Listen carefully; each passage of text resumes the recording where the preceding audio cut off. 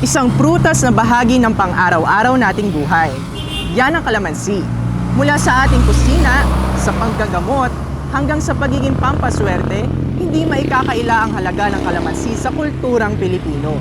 Ngunit sa bayan ng Pagsanghan, Laguna, isang kakaibang produkto ang naisip, isang panghimagas na pinagsama-samang asim ng kalamansi at tamis ng nata de coco. Yan ang kalamansi nata de coco o natamansi. Isang produkto ng pagkamalikhain at determinasyon na unti-unting kinikilala hindi lamang bilang pagkain, kundi bilang simbolo ng lokal na galing. Ngayong araw, samahan ninyo kaming tuklasin ng kwento sa likod ng kalamansi nata de coco. Paano ito nagsimula at anong sekreto sa likod ng lasa nito at paano ito nakakatulong sa kabuhayang pangpamilyang lumilikha nito. Magandang araw, Laguna! Ako si Kali. At ako naman si Roy. Sama-sama nating pagsaluhan ang magagandang kwento, masasayang karanasan, at makabuluhang usapan, lahat ng yan dito sa Laguna.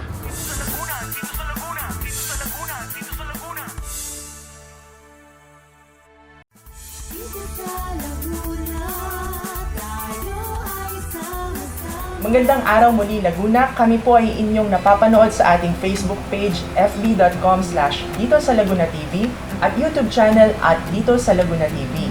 Okay, Kali, eto na. Makikilala na natin ang tao at kwento sa likod ng kalamansi nata de coco. Excited na ako kasi hindi lang basta jelly ito. May kwento raw ang bawat garapon. Tara at makipagkwentuhan na tayo kay Tita Nina Perez Velasco, ang may-ari ng Nina's Heritage Products dito sa Pagsanghan. Magandang araw po, Ma'am Nina. Magandang araw sa inyo. Maligayang pagdating sa bayan ng Pagsanghan at sa aming tahanan. Ako po si Nina Perez Velasco, taga Pagsanghan, 66 years old, at talagang tubong Pagsanghan. Ayan, Tita. So, paano nyo nga po ba na-discover o naisip na pagsamahin ang kalamansi at nata de coco?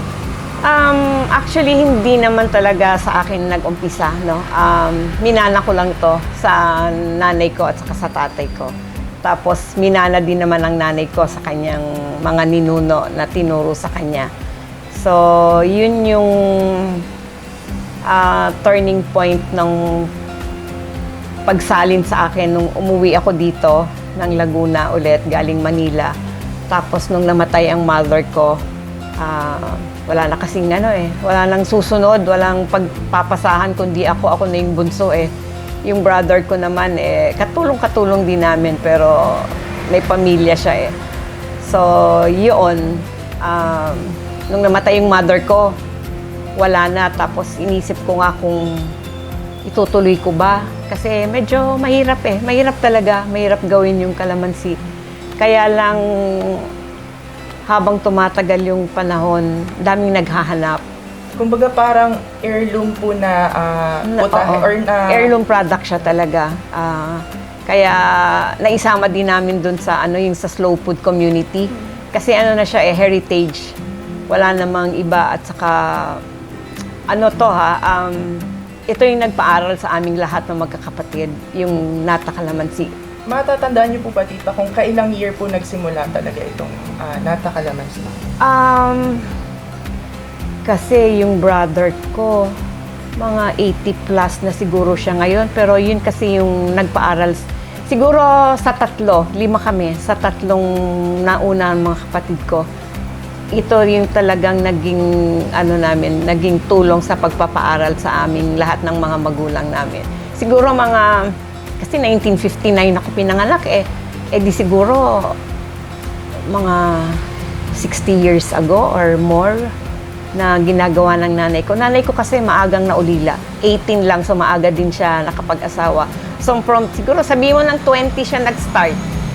20 years old siya nag-start magmatamis na pinag-aralan niya. Nag-asawa siya maaga nang namatay siya ay 84. Nagmamatamis pa rin siya. So yun, di ba? Parang gano'n nga parang mga 60 years, no? Gano'n. Ilang taon naman po kayo nung itinuro ito sa inyo ng nanay niyo? Nakikita ko naman siya talaga simula nung bata ako na magkakasama naman kami sa bahay Pero, syempre, pag gano'n interesado ka, tanong-tanong lang Tanong-tanong lang. Paano ba yan? Paano mo malalaman na luto na? Ganong katagal? Pero nung nagkasakit siya, ako yung nag-alaga. Parang ano din siya kasi cancer So, nung bandang huli, ano na siya, may gamot na siya. So, palagi siyang nakatulog. Pero nakakausap namin siya. So, natatanong ko siya, Nay, ano ba, paano ba to? Parang ganon. Buti naman Kaya- po naipasa niya agad sa inyo. Oo nga.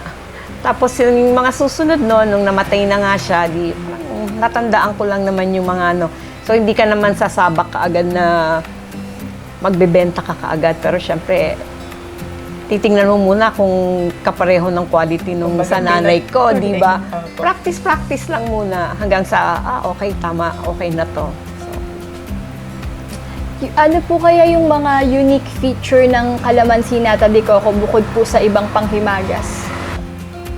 yung mga customers ko kasi, yung mga una, sabi ko nga, pwede siyang, kasi kagaya nun yung sa Via Mare, ginagawa siyang topping sa halo-halo.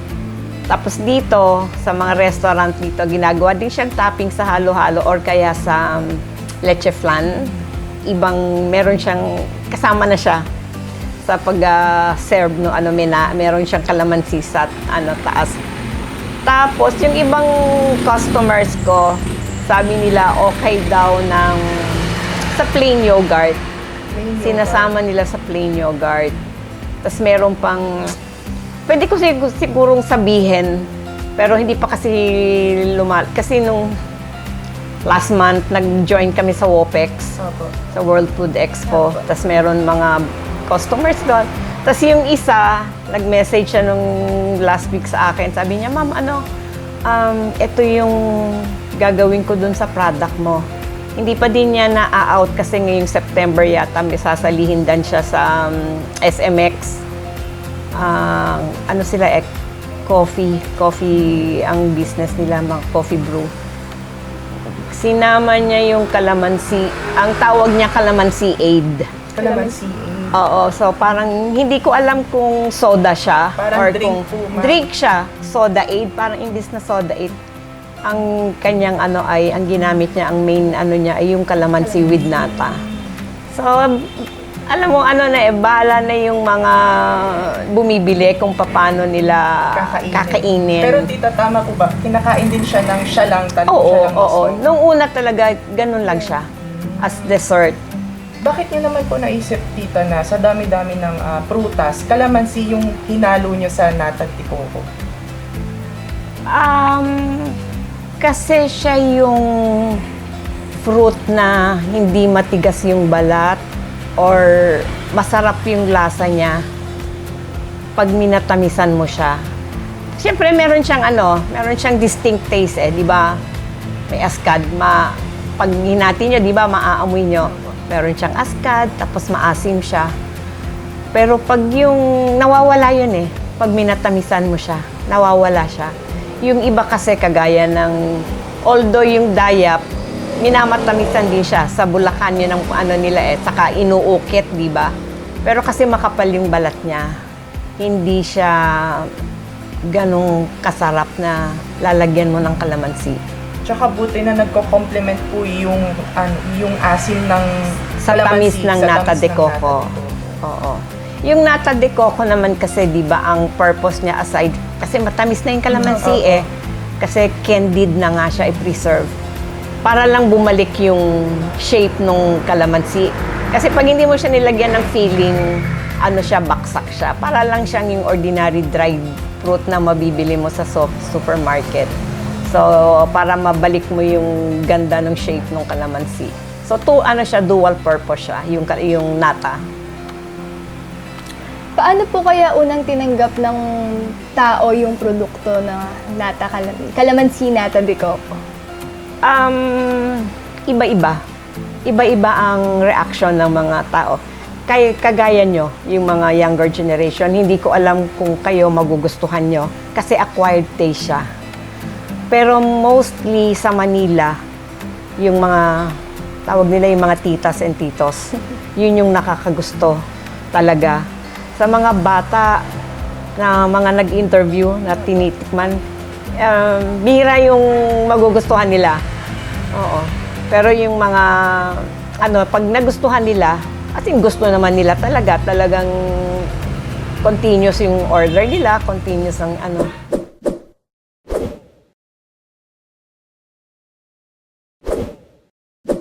Ayan, tita, nakakatuwang malaman, no, yung kwento kung paano nyo nabuo or paano nagsimula itong negosyo nyo mula sa masasabi nating heirloom na recipe na ipinasa sa inyo ng nanay nyo, no. Bilang taga Laguna, sadyang nakaka-proud na malaman na may ganito pala tayong produkto na proudly local at proudly nakikita or mabibili dito sa Laguna. Ayun. Siyempre, hindi magiging special ang kalamansi nata de coco kung hindi special ang ingredients nito. At mas lalo pa siyang special dahil galing mismo sa Laguna ang sangkap. At Kali, hindi rin magiging espesyal ang pagbisita natin dito sa Pagsanhan kung hindi natin alamin, no, yung proseso sa paggawa nitong kalamansi nata de coco. Kaya naman mamaya ay magpapaturo tayo kay Tita Nina upang paano gawin itong kanyang recipe, no?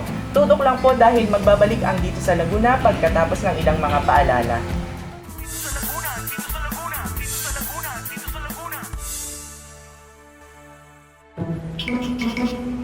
Hi! Hirap ng exam.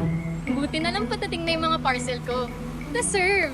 Oh, mga bagong damit na naman ba yan? Oo, katulad ng suot ko ngayon. Oo, di ba? With discount voucher, aesthetic na, at marami pang pagpipilian online. Kaya naman, yan yung sinasabi ko sa mga Oo nga. Mukhang marami nga. Kayo nagkapareho. Siya, halika rito. Papakita ko sa'yo yung marami talagang pagpipilian. Pili ka lang dyan, kahit anong style. Mix and match. No voucher, tawad pwede. Okay yan. Imbis na itapon, inuungkay. Pwede mo to. Branded pa nga, oh. Pero may eco-friendly voucher. Okay ah. Sige po kuya, bukas na lang po. Pasensya na po talaga, wala po kasing tao sa bahay. Oh. Sa ukay, anytime, anywhere. Tipid na sa gasolina, sa plastic at enerhiya pa. Okay ah. Kaya sa susunod na mag-add card ka, ipipin mo muna. Nasa ukay, okay pa!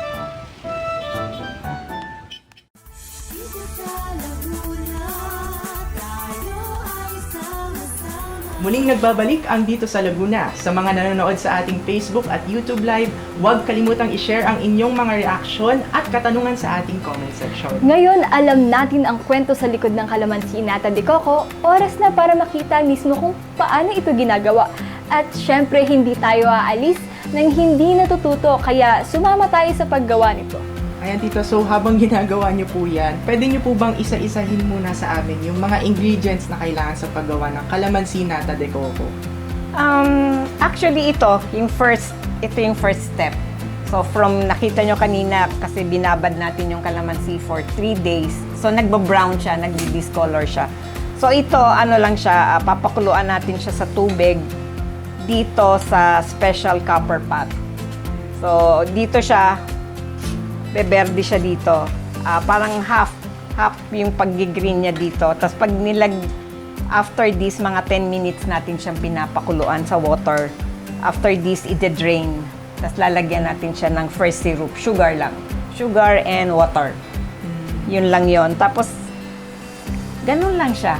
Bale, kalamansi, sugar, and water. Oh. Pero yung water sa first, lang siya, sa first syrup. Doon sa second syrup, the day after. Halimbawa, ngayon, pakita ko sa inyo yung first syrup. Bukas yung second syrup, wala na siyang water, dagdag lang siya ng dagdag ng sugar. Pero tita, bago niyo po siya pakuluan, hiniwa niyo po ba siya?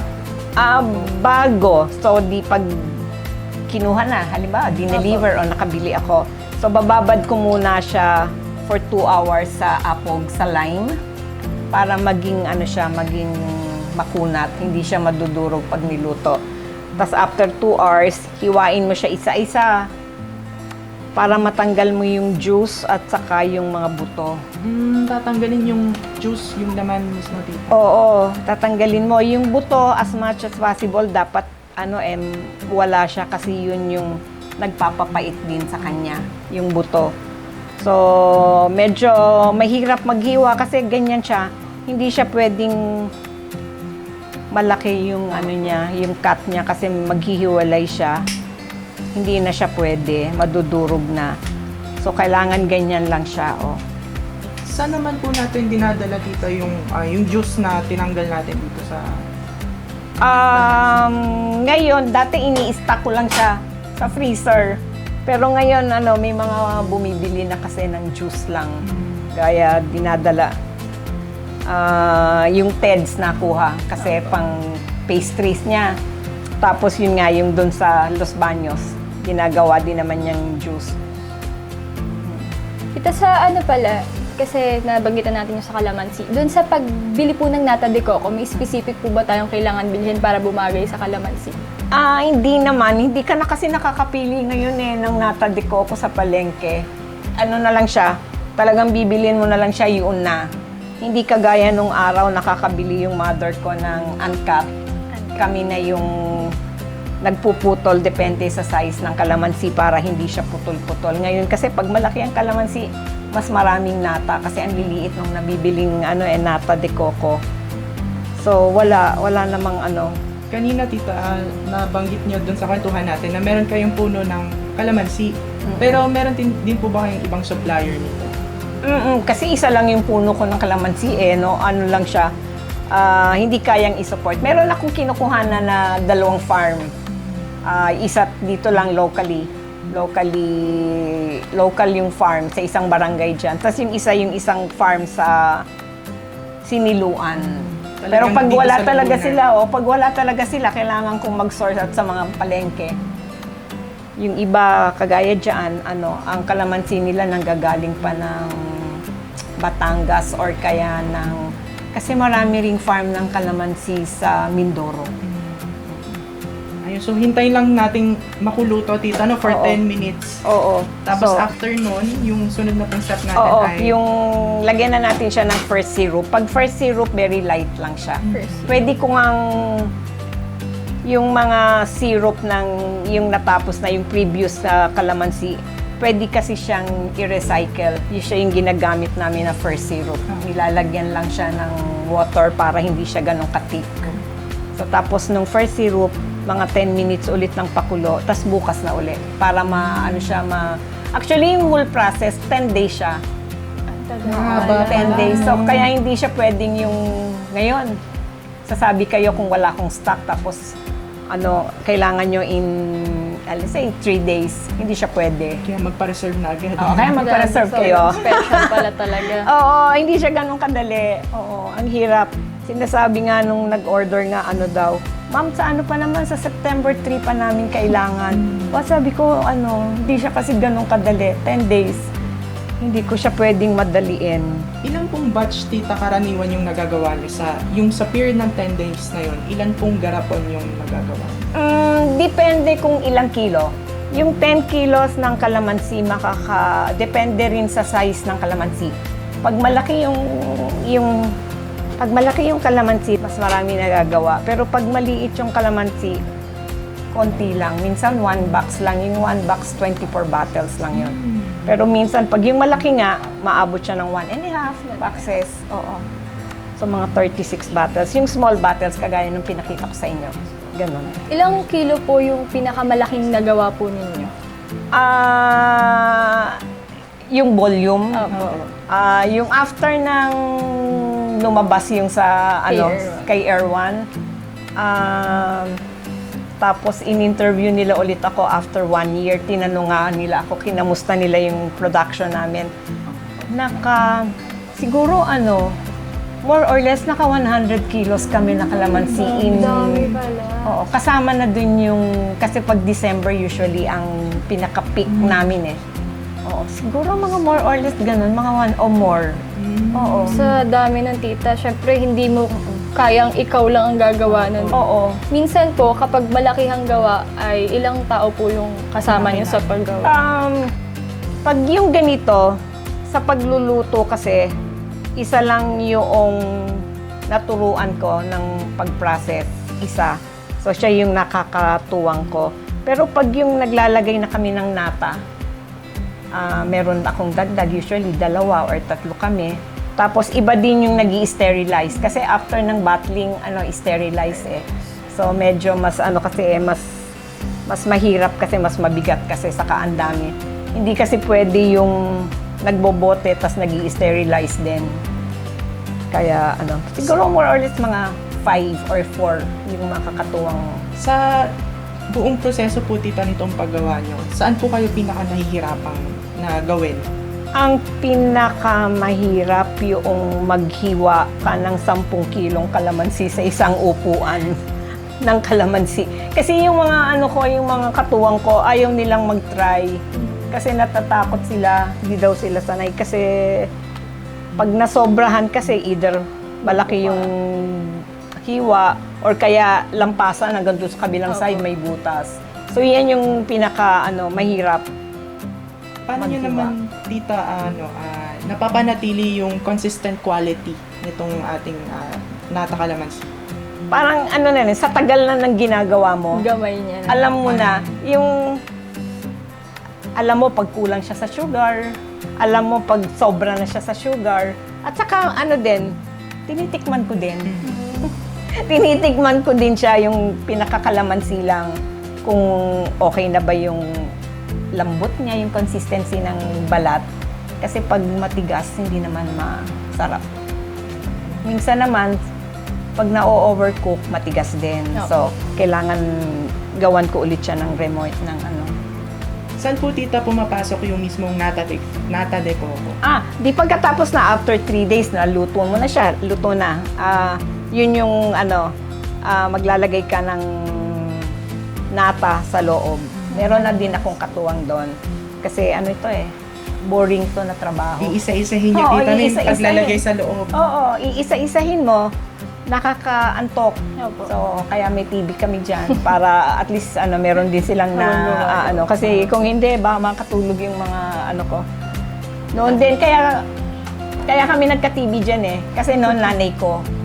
Yung nanay ko solo lang siya. So sabi niya nakakaantok. Habang gumagawa, nanonood na Oo, rin po. at least meron siyang naririnig o nakikita. So hindi siya nabobore doon sa paglalagay ng nata sa kalamansi. Iba-iba talaga. Mahirap maghiwa.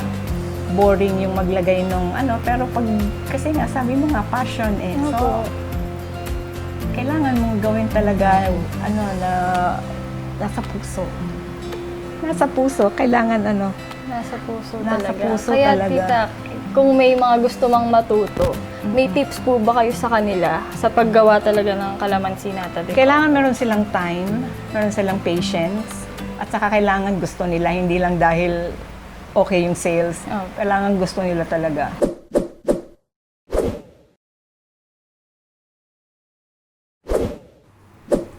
Kali, maswerte tayo at shinare sa atin ni Tita Nina kung paano gawin itong kalamansi nata de coco, di ba?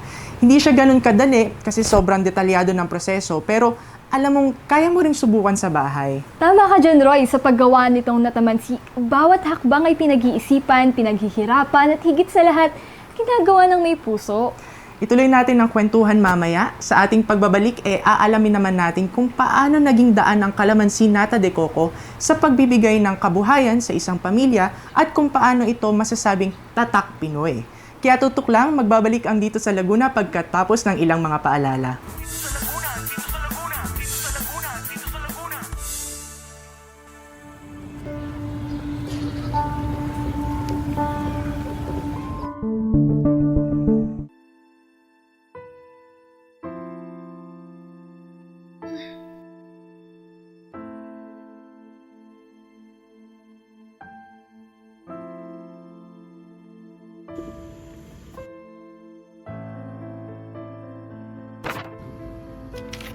Hindi na to pasok sa budget.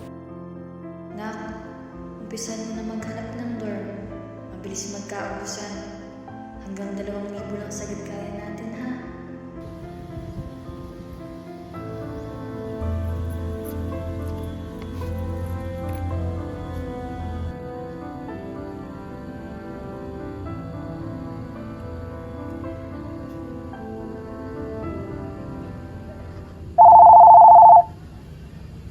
Nak, musta? May nahanap ka na? Wala pa rin may, tas wala pa rin pong slot. Tapos sa iba masyado namang mahal. Tutuloy pa ho ba kaya ako nito? Nananatiling hamon sa mga estudyante ang makahanap ng tahanan malayo sa kanilang tunay na tirahan. Mahal pa rin ang mag-aral sa libre. Maraming balakid sa malayang edukasyong inaasam. Mahal pa rin mag-aral sa libre.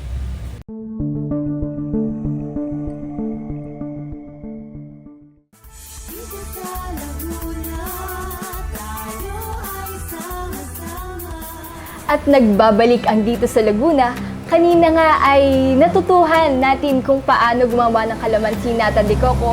Salamat Tita Nina sa pag-share nitong inyong proseso. Ayan, ngayon naman, pag-usapan natin kung paano binubuo ng kalamansi nata de coco ang hanap buhay at legacy ng pamilya ni Tita Nina. Ayan, so Tita Nina, paano po ba nakatulong sa pamilya nyo yung paggawa ng natamansi bilang kabuhayan? Parang pareho lang din nun sa story ng sa nanay ko, no. Ngayon naman, yung sa akin, dahil pareho na nga kaming retired, no. Medyo nagka-problema kami dun yung husband ko, nagka-problema sa investment niya, sa retirement, niya. So, siya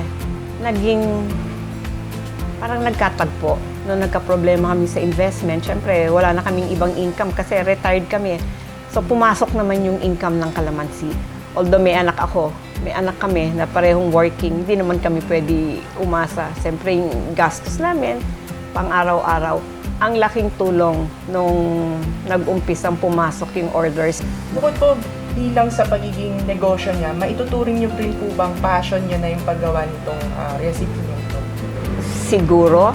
Kasi yung bang, alam mo yun, yung paulit-ulit mo sinasabi, 60 plus na ako, parang gusto ko naman magpahinga. Gusto kong mag-retire. Pero yun nga, nung naging 60 ako, saka lalong dumami yung order, saka nakilalang more yung kalamansi kasi nga nag-order na yung mga restaurants dito. Hindi ko siya maiwan. Hindi ko siya talaga maiwan na ayoko na. Pag yung kagaya ngayon, kinulang na nga ako sa orders, parang nai-stress ako kasi wala akong makuhang kalamansi. Kasi gusto kong mabigyan lahat yung mga nag-order, yung sa online, yung dito sa mga restaurant. Tsaka parang siya talaga, alam mo yung mga chef sinasabi nila, pag yung wala ka sa mood, hindi rin masarap yung niluluto mo. Ganon din sa kalamansi, pag wala ka sa mood, huwag kang gagawa. Kasi pag niluto mo, parang nadudurog siya, na-overcook siya, sayang. So, dapat talaga yung, buong buo yung araw mo, paggising mo, magkakalamansi ako ngayon, kailangan ko magkalamansi. Yung masaya yung, yung mood mo. Kasi, saka siguro nga, naging passion ko na rin yun na yung aking paggising ko sa umaga hanggang matulog ako, kalamansi. Dati nga, napapanaginipan pa namin Kasi alam mo, mahirap siya talaga. Kaya, kailangan talaga passion. Kailangan gusto mo talaga. Nabanggit nyo nga po na marami nang umorder sa inyo ng kalamansi. Saan po kaya ito nakakarating? May mga suki po ba kayo? Yung dito, so hindi ko alam yung mga bumibili dito sa restaurants dito. Pero binabalik-balikan kasi, tatawag, may order ako. Kasi nag-order ulit yung noon. Pero yung noon, yung sa mga online ko, ang lalayo. Nakarating na ngayon kalamansi ko sa Italy. Pero sa US kasi palagi dahil yung mga kaibigan namin, pag aalis nila, magdadala silang kalamansi. Pero nagugulat ako yung sa Italy, sa Australia, hanggang Ilocos. Pero pag masyado ng malayo, may nag-order nga may nag-order sa akin sa Batanes. Paano ko naman ipapadala sa Batanes, di ba? Pero syempre, natutuwa ako pag sinasabi ko nga sa husband ko, nakakatuwa naman, kaya lang, paano mo naman papadala pag sa Batanes? Ngayon, tita, paano po ba makaka-order or makakabili ng produkto niyo? Pwedeng mag-order online, yung doon sa akin, sa FB page ko. no, yung Nina Perez Velasco. Tapos may page doon yung Nata Calamansi. Or pwede silang bumili dito. Meron sa Ted's, meron dito tatlong restaurant ang nagke-carry. Yung Tita Del's, Calle Arco, at saka yung Aling Talengs. Ayan, so tita, matanong ko naman po, ano pong masasabi nyo na nakagawa kayo nitong proudly local na produkto na matatagpuan dito sa Pagsanhan? Siguro unang-una, blessed lang kami. Blessed kami na kami yung may ganitong product dito sa Laguna. Blessed kami kasi naging source of income namin. Blessed kami kasi nakatulong kami sa ibang members ng community kasi pag marami akong gagawin, kailangan kumuha ng makakatuwang. No? So nakakatulong kami sa kanila.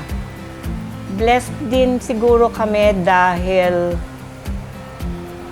nakilala siya dito sa Laguna, hindi lang sa Laguna kasi nakarating nga kami sa WOPEX. Tapos nag-order si Gob para doon may sasalihan sila na parang trade fair na isasama yung product ng isa yung kalamansi na i-introduce ni Gob na product ng Laguna.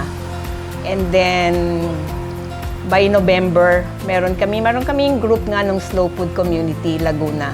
So ang naman nun yung mga heritage products talaga na nakakalimutan na ng mga younger generations. By November, pa-Bacolod kami. Kasi doon naman yung international get-together ng lahat ng slow food communities. Dadalhin namin yung mga products ng Laguna, ng Cavite, kasi meron din sa Cavite. Doon sa Terra Madre, ng slow food nga sa Bacolod. Maganda to, tita, para mas makilala itong ating produkto. Hindi lang dito sa Laguna, kundi pati sa ibang parte ng Pilipinas. Kasi yun nga, unique nga kasi siya yung kalamansi. So, siguro talagang binigay ni Lord sa amin to para makatulong.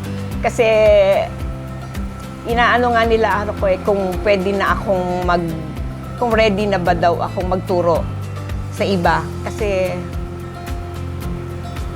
walang yung anak ko 50-50 pa para matutunan niya. Iba kasi yung nila mga linya ng work nila. So tinatanong nila kung ready na ako. Siguro in time, pwede ko na siyang i-share para mas makatulong pa dun sa iba. Para may maiwan rin po Parang kayong legacy. Oo. Hindi maputol yung aming heritage product sa amin na lang. Kumbaga, tuloy-tuloy. Ayan, tita, nabanggit nyo kanina na medyo dumadami yung bulk ng orders nyo, no? So, may plano po ba kayo na i-expand naman itong business nyo? Lord willing siguro, pagdating ng time, kasi tinatansya ko pa yung aking health-wise, no? Kailangan ko kasing maraming requirements.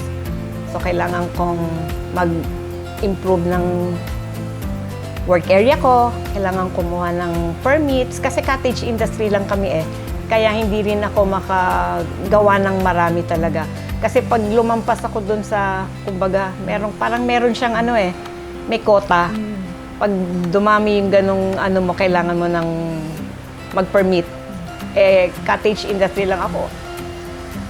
Hindi naman ganong karami na 100 boxes yung na-order. Kasi yung mga dumadating naman, pinakamarami na, yung 12 pieces o 24. So, siguro, tingnan din, pagdating ng panahon, pag nagkaano na, baka makakuha tayo, makapag-expand tayo. Kung may nais po kayong iwan sa mga taong gustong tumikim or makatikim man lang ng kalamansi Nata de Coco, ano po ito? Siguro, syempre, kailangan nila mag-order. No? Kailangan nila magpa-reserve, mag-order para matikman nila. Tapos, once na natikman na nila, sabi ko nga, acquired taste. So, hindi ko ine-expect na lahat magugustuhan nila yung kalamansi. Marami din kasing mga hindi nag-feedback, so ibig sabihin, hindi nila masyadong gusto. Yung iba nagpi-feedback, may mga write-ups pa pag nagustuhan nila. Siguro ang sa akin try muna nila. Try nila yung kalamansi. Tapos, hindi kasi siya pwedeng isang beses mo lang siya titikman, magugustuhan mo na. Kailangan medyo parang namnamin mo muna yung kalamansi. Yung i-enjoy mo yung special or yung extraordinary lasa ng kalamansi na nagko-contrast yung asim niya, yung pait niya, yung tamis dahil dun sa nata at saka din dun sa dahil nga preserve siya. Try natin pinipilit namin i-produce yung kalamansi tapos pinipilit din namin na ma-promote yung local product natin, no? Gawin nating suportahan natin yung kagaya namin, suportahan namin yung local farmers, yung mga kalamansi, support namin yung community. Suportahan natin yung mga product na sariling atin para naman sa community. Kami kasi dun sa slow food community, ang ano namin is yung ma-promote talaga yung mga heritage products. Kasi, ewan ko kayo, kasi yung kasi namin, ang pinopromote namin is yung mga pagkaing bahay, hindi yung mga fast food. So, ito, dahil lutong bahay siya, one of a kind, pinopromote namin kasama dun sa namin, dahil heritage na nga siya, heirloom. Sana matry. Sana mabigyan ng pagkakataon ng lahat ng tao na matry yung mga local products na hindi mo siya basta-basta mabibili sa grocery. Ayan, maraming salamat po, Tita Nina, sa pagbabahagi ng inyong magandang kwento. I'm sure magiging silbi pong inspirasyon ito sa mga manonood. Thank you po, Tita Nina, at mabuhay po kayo at more power po dito sa inyong business. Thank you very much. Thank you sa inyo, pagbigay ng chance.